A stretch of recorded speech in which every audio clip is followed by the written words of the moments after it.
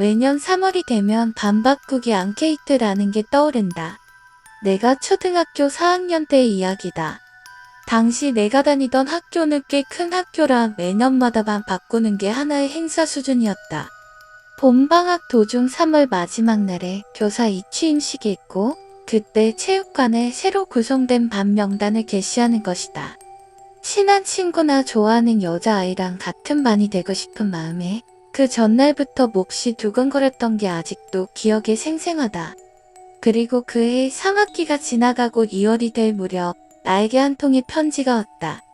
반바꾸기 앙케이트라는 글자가 봉투 앞에 크게 찍혀 있었고 어느 문제집 회사에서 보낸 것 같았다. 하지만 그때는 물론이고 지금 와서 찾아봐도 그런 이름의 회사는 찾을 수가 없다. 안에 무슨 내용이 있었냐면 우리 학교 4학년 중에 절대로 같은 반이 되고 싶지 않은 사람 한 명의 이름을 써달라는 것이었다.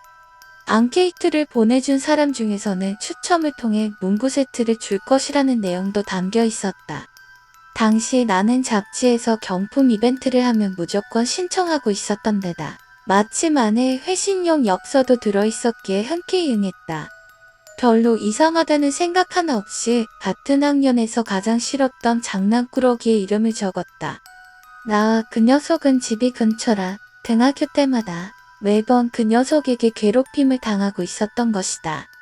다행히 그때까지는 매번 다른 반이었기에 그나마 다행이었지만 만약에 같은 반이 되면 하루 종일 괴롭힘에 시달릴 것 같았다. 그래서 절대로 그 녀석과는 같은 반이 되고 싶지 않았던 것이다. 5학년은 총 6반이니까 그리 가능성은 높지 않았을 테지만 그 후 나는 완전히 그 앙케이트에 대해 잊고 있었다. 그런데 3월이 되자마자 지난번 그 문제집 회사에서 커다란 봉투가 날아왔다. 지난번 앙케이트가 생각나 바로 뜯어보니 내가 문구 세트에 당첨되었다는 것이었다. 거기까지는 이상할 게 없었다. 하지만 문구 세트를 받으려면 조건이 있어서 한 가지 해야 할 게 있다는 것이었다.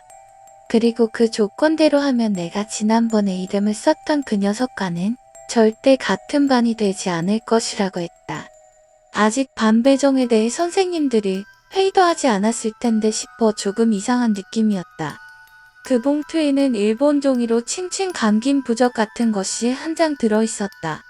겉에는 내가 사는 곳에서 한참 떨어진 지역에 있는 듣도 보도 못한 초등학교 이름이 적혀 있고 또한 5학년이라는 글자 역시 듣도 보도 못한 남자아이의 이름이 기분 나쁘게 빨간색으로 크게 써 있었다. 그걸 내가 사는 동네 신사에 있는 소나무에 3월 8일 오후 9시 이후의 못으로 박아달라는 것이었다. 그 신사는 오랜 역사를 가진 곳이지만 유명한 곳이 아니라 평상시에는 참배하는 사람 하나 없는 잊혀진 곳이었다. 그걸 해내면 문구 세트를 보내주겠다는 것이었다. 그리고 받은 편지는 모든 조건을 달성하면 지난번 것과 함께 근처 강에 흘려보내라고 했다. 뭔가 이상하다는 생각이 든 나는 중학교에 다니던 형에게 상담하려 했다. 나이 차이가 얼마 안 났음에도 나와 형은 무척 사이가 좋았기 때문이다. 하지만 편지에는 아무에게도 이 일을 말하면 안 된다고 써 있었기에 곧 나는 포기하고 말았다. 신사는 집에서 자전거로 5분 정도 거리였기에 그 부적 같은 거 나무에 못으로 박는 건 어려운 일이 아니었다. 춥긴 하지만 눈이 내릴 계절도 아니고 9시 이후에 15분 정도 나갔다 오는 건 일도 아니다. 그 편지와 부적은 책상 서랍 속에 넣어두었다. 곧 3월 8일이 되었다. 나는 편지에 나온 대로 하기로 하고 저녁을 먹은 뒤 9시가 지날 무렵 부적과 못 망치를 들고 집을 나왔다. 긴 코트를 입고 자전거를 탄 채 신사로 향한다. 그 신사는 주택가의 야트막한 언덕 위에 있었다. 나는 언덕 아래에서 내려 폭이 좁은 돌계단을 올라갔다. 돌계단에도 신사 안에도 가로등이 하나씩 있었기에 어두워도 발밑은 보였다.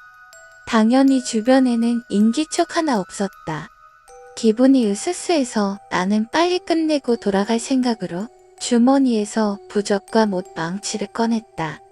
그리고 달려가서 신사 기둥문을 지나친 다음 신사 참배기 옆에 있는 나무 중 제비가 무기의 소나무 하나를 골랐다. 그리고 내 머리 정도 높이의 부적 앞면이 보이도록 한가운데에 강하게 못을 두세 번 박았다. 그러자 손 안에 든 부적이 미묘하게 움직인 느낌이 들어 나는 무심코 손을 떼어놓았다. 이미 부적은 나무에 고정되어 떨어지지 않았다. 그때 10m 정도 떨어진 신사번당 옆에서 갑자기 웬 사람이 나오더니 나를 향해 지켜보았다. 라고 소리쳤다. 그 사람이 있는 곳은 어두워서 지금 생각해도 어떤 모습이었는지는 전혀 떠오르지가 않는다. 목소리는 남자 목소리였다. 나는 너무나도 무서워서 그대로 뒤도 돌아보지 않고 망치를 내던진 채 돌계단을 뛰어내려 집까지 죽을 힘을 다해 자전거를 타고 도망쳤다. 내가 앙케이트에 이름을 썼던 그 말썽꾸러기 녀석은 그로부터 일주일 후에 자전거를 타고 가다 트럭에 치여 죽었다. 편지는 써져 있던 대로 집 근처 강에 흘려보냈다. 4월이 되자 유명한 백화점에서 최고급 문구 세트가 날아왔지만 그때 봤던 문제집 회사 이름으로 보낸 것은 아니었다. 그 후 그 회사에서는 아무 연락도 오지 않았다. 신사에는 그 후 한 번도 가지 않았기에 나무에 박았던 부적이 어떻게 되었는지는 모른다. 망치를 잃어버렸기에 아버지에게 혼났던 기억은 난다. 가장 신경 쓰이는 건 부적에 이름이 써있던 사람이지만 어떻게 되었을지는 당연히 모르고 누구인지조차 알 수 없다. 문구 세트는 형이 무척 부러워했다. 이제 와서 생각해보면 무척 기묘한 체험이라 혹시 내가 상상 속에서 만들어낸 건 아닌가 싶을 정도다. 문구 세트는 단순히 잡지 이벤트에 당첨된 것일지도 모르고 하지만 지금 와서도 기억에 남아있을 정도로 어린 시절 가장 충격적인 사건 중 하나였음에는 변함이 없다.